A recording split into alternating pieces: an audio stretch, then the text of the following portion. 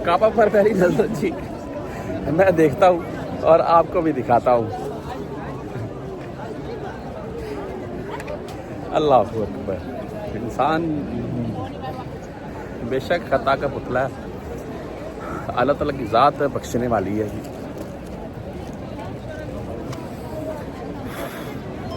असद का मूसा का लेने एक ये है, रुकने यमानी की तरफ से आप आ सकते हैं, यहाँ पर रश है, लेकिन मैं नहीं जा रहा इधर से, मैं खाना काबा के दरवाजे की तरफ से आऊँगा। आपको दिखाता हूँ वो क्या है। ये रुकने यमानी है, इससे आगे वो हजर असवद है, तो लोग इधर से भी जाते हैं जी। रहमत का पगनाला खाना है काबा, और यहाँ पर नवाफिल पढ़े जाते थे जो कि क्लोज़ है अभी, कुछ टाइम के लिए शायद ओपन करते हो, तो बाकी क्लोज जा रहा है।